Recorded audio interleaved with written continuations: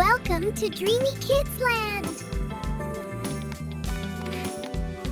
अगर आप चाहते हैं कि अगली वीडियो में आपका नाम है तो अपना नेम कमेंट कराएं। ये एक बहुत खूबसूरत गांव था जहां सुबह की रोशनी हर चीज को चमका रही थी।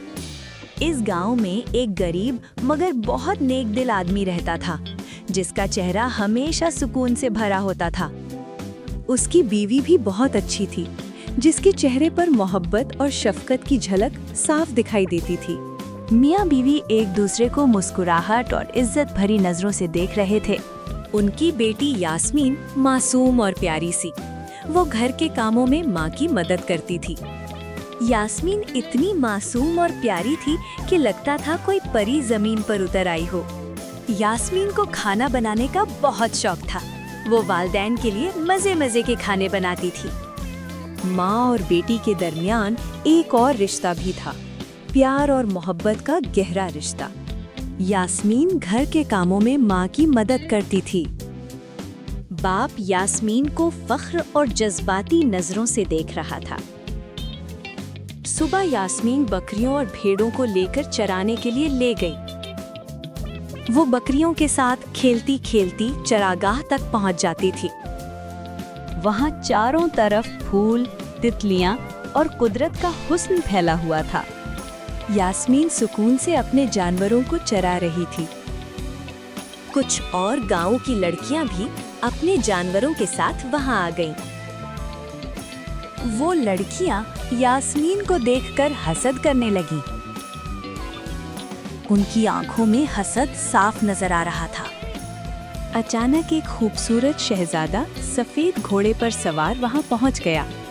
शहजादे ने उनको सलाम किया और वो बड़ी दिलचस्पी से यास्मीन की तरफ देखने लगा, जैसे यास्मीन के हुस्न से मुतासिर हो गया हो।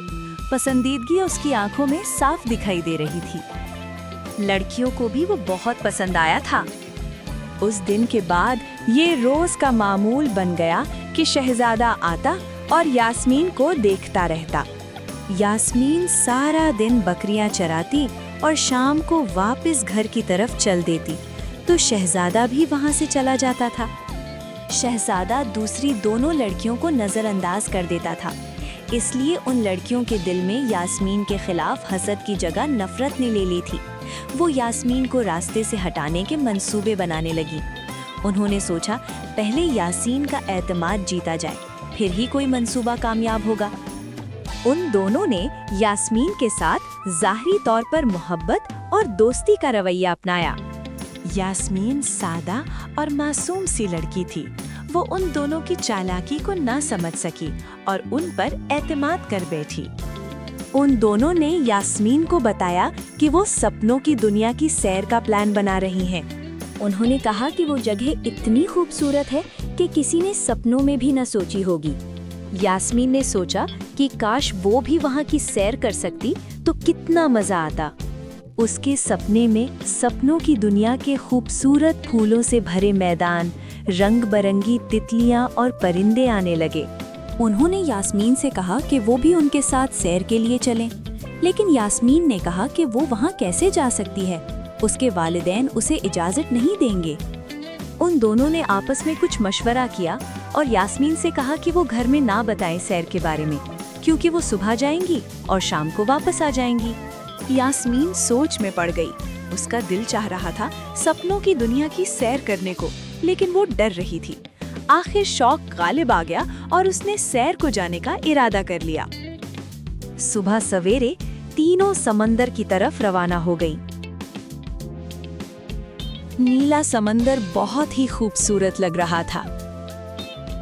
किनारे पर एक छोटी सी कश्ती तैयार खड़ी थी, उनको सपनों की दुनिया ले जाने के लिए। जल्दी से वो तीनों कश्ती में सवार होकर चापू चलाने लगी। कश्ती धीरे धीरे समंदर में आगे बढ़ने लगी। लड़कियां दूर एक झूठे जजीरे की तरफ इशारा करने लगी।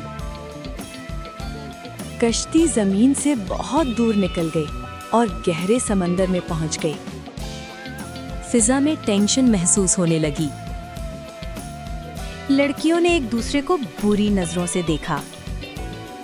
अचानक उन दोनों लड़कियों ने यास्मीन को धक्का देकर समंदर में फेंक दिया। यास्मीन अपने आप को बचाने के लिए हाथ पांव मारने लगी। दोनों लड़कियां यास्मीन को डूबता छोड़कर वापस चली गईं। यास्मीन बेहोश हो गई। जब यास्मीन की आंख खुली तो उसने अपने आप को साहिले समंदर पर पाया। वो उठकर एक तरफ चलने लगी तो उसे वही शहजादा वहां मिला।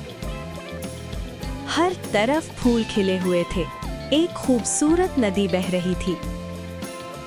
शहजादा उसे खूबसूरत जजीरे की सैर कराने लगा। वो दोनों सैर करते करते एक खूबसूरत झील पर पहुंच गए। झील का पानी शफाफ था। उसमें रंग बिरंगी मछलियां तैर रही थीं। वो दोनों एक खूबसूरत कश्ती में बैठकर सैर करने लगे। उन्होंने चिड़िया घर भी देखा जिसपे प्यारे प्यारे जानवर थे। उन्होंने जजीरे का म्यूजियम भी देखा जिसमें नवादरात सजे हुए थे। फलों के बागात में उन्होंने पके हुए फल तोड़कर खाए। हर तरफ हुसीन नज़ारे बिखरे पड़े थे। फिर वो घोड़ों पर सवार हो गए। थोड़ा आगे एक अजीम उशान और खूबसूरत महल था। ये महल इसी शहजादे का था। वो घोड़ों से उतरे और महल में दाखिल हो गए। वो महल में दाखिल हुए तो उनकी मुलाकात बादशाह और मलका से हुई। यास्मीन ने उन दोनों को सलाम कहा। बादशाह ने उसे वेलकम कहा। यास्मीन, मैं तुमसे बहुत मोहब्बत करता हूँ। ज़ैन, मुझे भी तुमसे मोहब्बत है। हमेशा। यास्मीन, क्या तुम मुझसे शादी करोगी? हाँ ज़ैन, करूँगी। ज़ैन, शाम होने वाली है, मुझे घर जाना है। यास्मीन, आंखें बंद करो। यास्मीन आंखें बंद करती है और शहजादा एक इशारा करता है और वो दोनों उसके गांव पहुंच जाते हैं। शहजादे ने बताया उसकी माँ एक परी है जिससे उसे ये ताकत मिली है। शहजादा बड़े अदब से यास्मीन के वालिदैन के साथ मिलता है। खुशमदीद बेटा, हमें आपसे मिलकर खुशी हुई। अम्मी अब्बू, हमने शादी के लिए हाँ कह दी है। यास्मीन बेटा, ये तो बहुत खुशी की बात है। मुबारक हो, हम बहुत खुश हैं। शुक्रिया अब्बू। उन लड़कियों ने मुझे धोखा देकर समंदर में फेंक दिया था। ज़ैन ने मुझे बचाया था। हम आपको लेने आए हैं। आप हमारे साथ चलें। बहुत अच्छा, चलो। खुशमदीद, आपसे मिलकर खुशी हुई। आप सबको यहाँ देखकर हम बहुत खुश हैं। बच्चों ने एक दूसरे को पसंद कर लिया है। यह बड़ी खुशी की बात है। हाँ, बिल्कुल सही कहा आपने।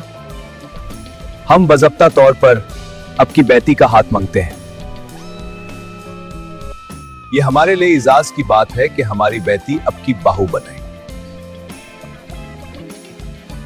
शहजादे और यास्मीन की शादी की तैयारियां शुरू हो जाती हैं।